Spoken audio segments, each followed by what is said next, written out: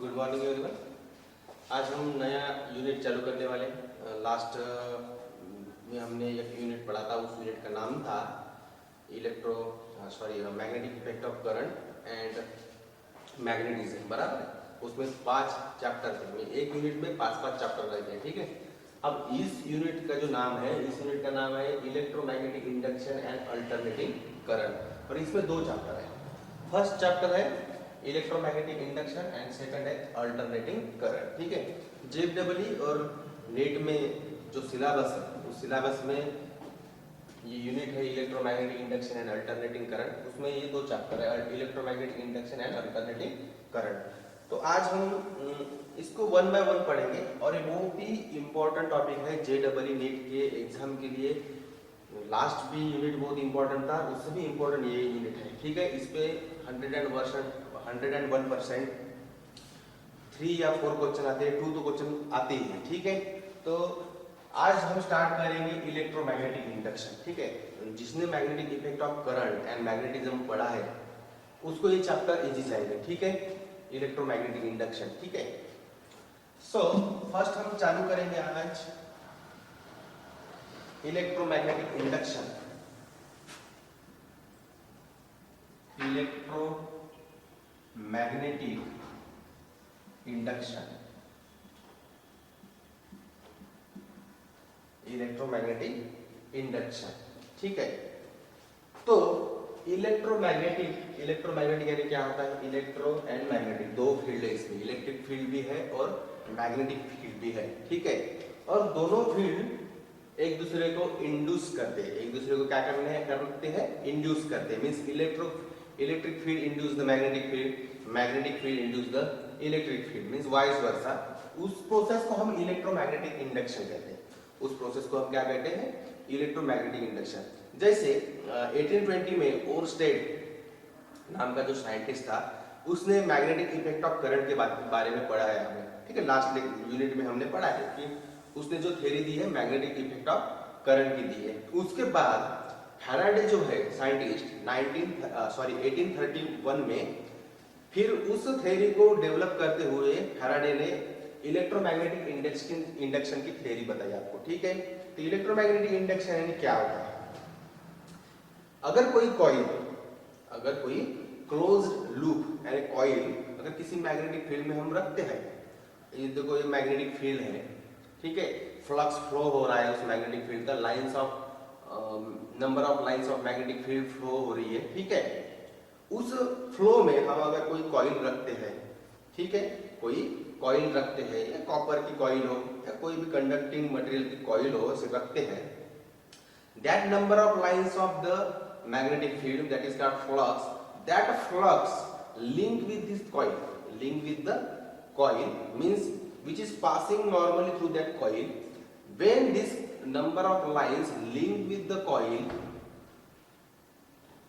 that induce the current in that particular conductor, that particular loop, produce the current in that particular loop, or induce the EMF, means ये कब होगा? When that number of lines or that flux are changed, अगर वो link होने वाली flux जो है magnetic flux अगर चेंज हो रही है, जो भी लिंक हो रही है वो चेंज हो रही है, मींस कंटिन्यूअसली कांस्टेंट है, तो करंट फ्लो नहीं होगा, करंट प्रोड्यूस नहीं होगा उस लूप में, ना ही ईएमएफ जनरेट होगा, ठीक है। When that flux, magnetic flux whatever B link with that loop, that change, अगर चेंज होती है तो करंट प्रोड्यूस होता है। उस लूप में क्या प्रोड्यूस होता है? करंट लूप होता है, करंट प्रोड्यूस होता है, या ईएमएफ जनरेट होता है। Across that loop EMF generate होता है। इलेक्ट्रोमैग्नेटिक फोर्स क्या होता है? इलेक्ट्रोमोटिव फोर्स क्या होता है? जनरेट होता है, ठीक है।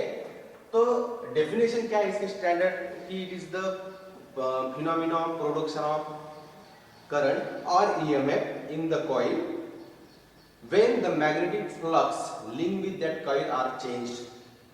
अगर चेंजिंग मैग्नेटिक फ्लक्स अगर लिंक होती है उस लूप के साथ, तो उस लूप में क्या प्रोड्यूस होता है? करंट प्रोड्यूस होता है, एंड ईएमएफ जनरेट होता है, ईएमएफ डेवलप होता है, ठीक है। तो उसे कहते हैं हम electromagnetic induction. Means magnetic flux is a magnetic property and current और EMF what will be generated inside the loop, that is electric property. Means magnetic field produce the electric field produce the magnetic field, vice versa process है, उसे हम कहते हैं electromagnetic induction. उस process को हम क्या कहते हैं? Electromagnetic induction. Means it is a phenomena of production of current और EMF in the coil when magnetic flux linked with the coil are changed. That process, that phenomena is called electromagnetic induction. That phenomena is called electromagnetic induction, ठीक है। तो एक best example हम लेंगे understand के लिए कि फ्लक्स यानी क्या होता है, मैग्नेटिक फ्लक्स, मैग्नेटिक फील्ड का रिलेशन क्या है, ठीक है। सो अगर कोई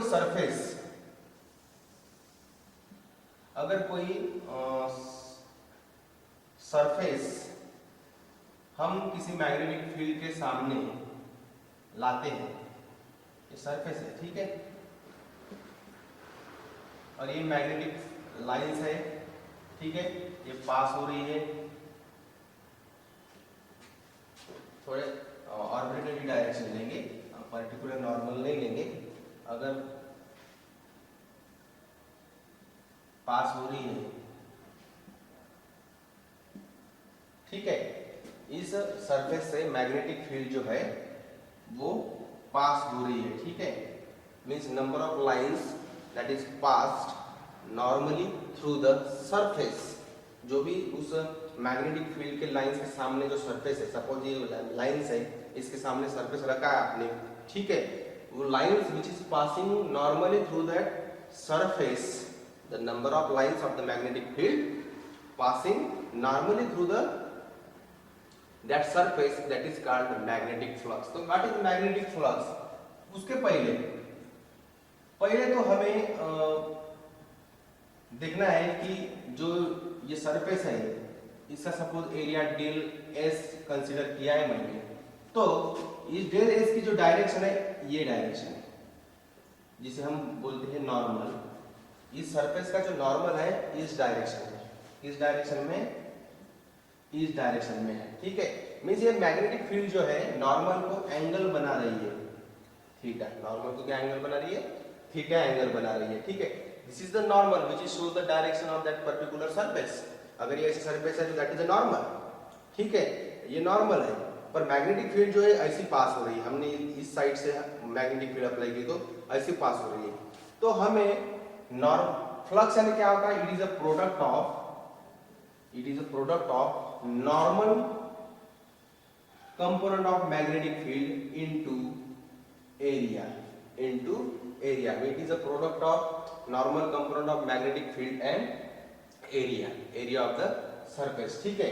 सो पहले तो मैंने नॉर्मल ड्रॉ किया है, देखा है कि एंगल थीटा बना रहा है, ये मैग्नेटिक फील्ड जो है एंगल थीटा बना रहा है, ठीक है। अब मुझे नॉर्मल कंपोनेंट निकालना है, तो डेफिनेटली क्या होगा? Bn is equal to what? This is the normal component of magnetic field. This is the normal component of magnetic field, which is along the direction of this magnetic field. Means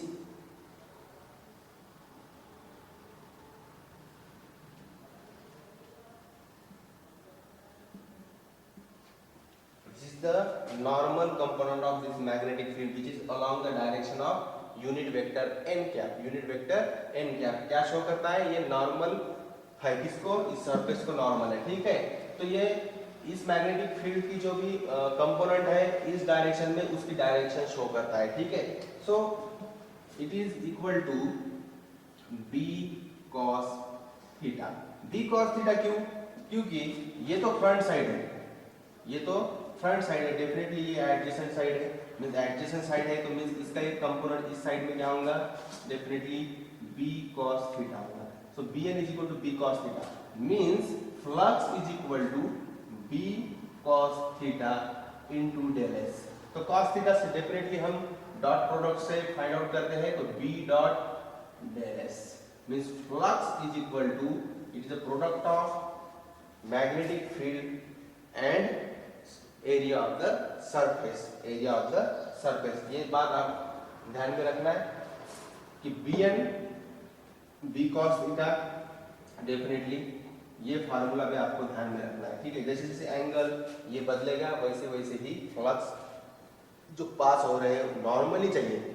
actually flux की definition क्या है कि number of lines of magnetic field passing through the surface, पर कैसे, normally passing through the surface, ठीक है, that is called the flux, that is called the flux.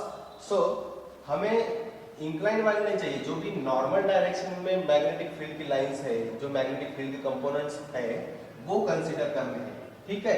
तो ये जो कंपोनेंट है that is normal to the surface, that is normal to the surface, that is called flux. Flux is equal to B dot del S, but this dot product is considered is normal component of the magnetic field which is normal to the surface which is present in front of the magnetic field, ठीक है। ये बात ध्यान में रखना है।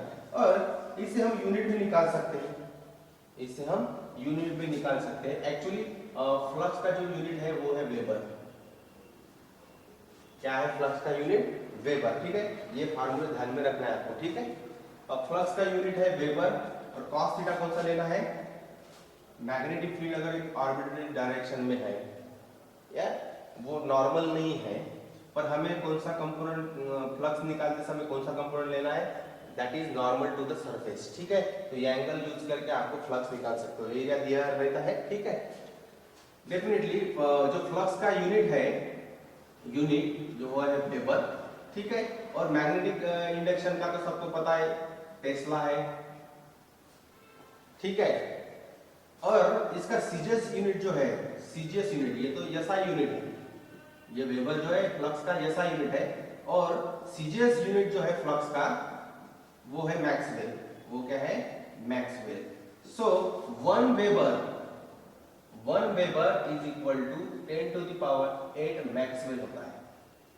क्या होता है? 1 वेबर इज इक्वल टू, आपको अगर कभी प्रॉब्लम में कन्वर्ट करने की जरूरत पड़े तो अगर सीजीएस में आंसर है तो फिर आप वेबर को मैक्स में कन्वर्ट कर सकते हो, मैक्स को वेबर में कन्वर्ट कर सकते हो इस रिलेशन का यूज करके, ठीक है। डेफिनेटली अगर आप डायमेंशन निकालना है, आपको डायमेंशन अगर निकालना है, फ्लक्स का डायमेंशन क्या होगा, तो definitely B del S cos theta है, तो बी इज इक्वल टू क्या होता है? Definitely force is equal to B Q V होता है, बराबर है, B Q V, that is the Lorentz force. So B is equal to क्या होगा? F by Q V del S into cos theta. तो डेफिनेटली आप अगर ये एग्जैक्टली पैरेलल लेते हो तो डेफिनेटली 0 डिग्री मीन्स 1 होगा, तो ये कैंसिल होगा। तो इससे आप डायमेंशन निकाल सकते हो, इससे आप डायमेंशन निकाल सकते हो। फोर्स का न्यूटन, इसका क्या होता है? एम्पियर टाइम सेकंड, बराबर है, एम्पियर सेकंड, बराबर है। ये चार्ज है, चार्ज यानी क्या होता है? Current into time. So current का एम्पियर, टाइम सेकंड, ठीक है। इसका क्या होगा? मीटर स्क्वायर, इसका क्या होगा? Metre square. पर आप न्यूटन का भी निकालना पड़ेगा आपको, तो न्यूटन का क्या होता है? Mass into area, so kilogram metre per second square. So kilogram metre into metre square upon ampere second cube. तो इसका यूनिट यूज करके आप डायमेंशन यूज कर सकते हो, M L T and ampere भी है यहाँ पे, ठीक है। सो मास कितना है वो लिख दो यहाँ पे, मीटर क्यूब है, लेंथ सेकंड -3 एंड एम्पियर। तो आप ऐसी यूनिट निकाल सकते हो इसके, ठीक है। या फिर लिख दो न्यूटन एम्पियर सेकंड, वेलोसिटी भी है ना यहाँ पे, मीटर पर सेकंड, ठीक है। फिर से करेंगे मीटर स्क्वायर। अब न्यूटन का क्या होता है? Kilogram metre per second square, बराबर है ना। Velocity into time, velocity into time, ठीक है। फोर्स में velocity upon time means metre per second upon second means second square metre per second square. अभी यहाँ पे पुट करो, फिर से निकालो kilogram metre metre cube sorry metre square newton का डाल रहा हूँ kilogram metre per second square. यहाँ पे ऑलरेडी एम्पियर सेकंड है, एम्पियर सेकंड है और मीटर सेकंड है। ठीक है, तो ये मीटर कैंसल, सेकंड कैंसल, तो क्या बचता है kilogram metre square upon ampere second square. ठीक है, तो यूनिट बनेगा मास 1 लेंथ 2